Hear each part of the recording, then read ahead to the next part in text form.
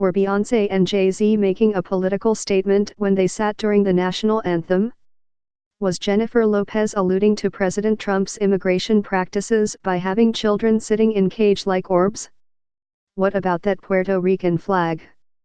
At the Super Bowl, the most widely viewed television event of the year, political statements from international superstars can be only so overt.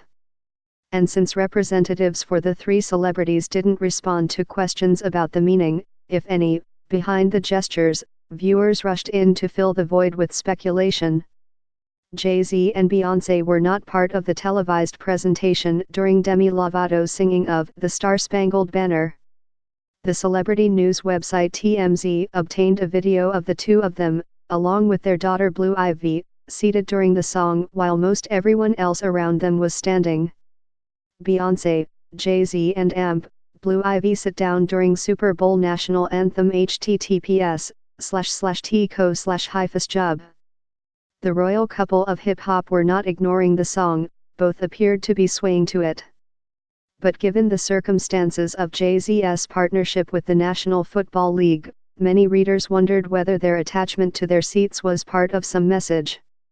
One conservative author and pundit, Nick Adams, called it a disgusting act of shame on Twitter. Others wondered whether it was all a manufactured fuss.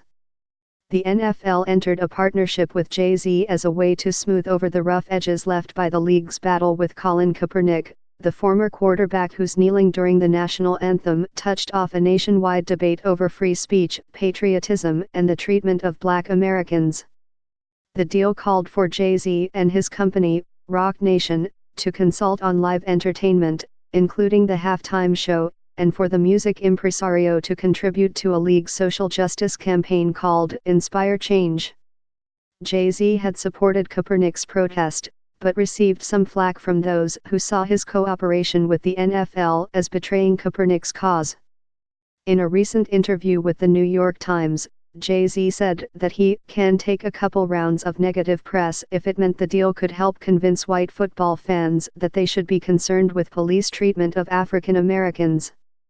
Beyoncé herself used the Super Bowl platform to make a statement even before Kaepernick began kneeling. In 2016, her performance of Formation during the halftime show in Santa Clara, California, was replete with Black Pride imagery featuring costumes reminiscent of Black Panther attire and carried an implicit message about police shootings. David M. Carter, an associate professor of sports business at the University of Southern California, said that entertainers see the Super Bowl as a platform to communicate, but any political messages tend to be toned down because of the multitude of corporate interests involved. But many hardcore football fans have gotten used to the injections of political messaging in the games, he said. Their reactions tend to be somewhere between fatigue and an eye roll, Carter said. It would also have been easy to miss the possible political symbolism in J.Lo and Shakira's halftime show with its explosion of hip gyrations, pole dancing and Latin rhythms. But more than 10 minutes into the show, the cameras pulled back to reveal a more tranquil scene: children, dressed in white, sitting beneath lit-up structures that looked a bit like tulips with their petals closed.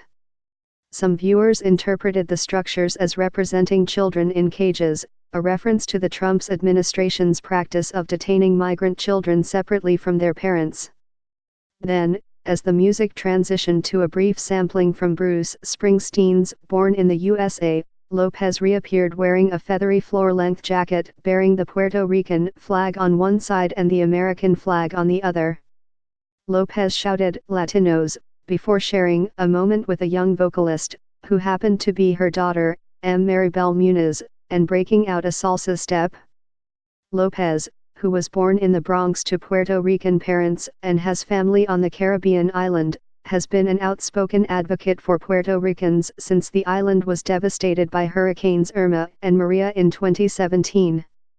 The pop star donated $1 million to the relief effort and visited the island a few months later, saying that Puerto Ricans just want to be treated equally as Americans.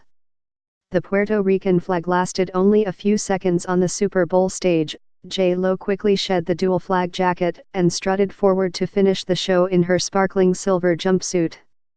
A representative for Lopez declined to comment on whether the symbols were intended to be political statements. Twitter users did not decline to comment. One moment during the Super Bowl package was more intentional in its messaging. In a commercial from the Inspire Change initiative, the retired football player Anquan Boldin recounted the night that his cousin, Corey Jones, who is black, was fatally shot by a plainclothes police officer while awaiting help along a highway in Florida.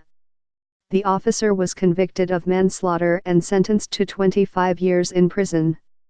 The minute-long commercial touched on some of the causes that Inspire Change promotes: economic advancement, police relations with the community, and criminal justice reform.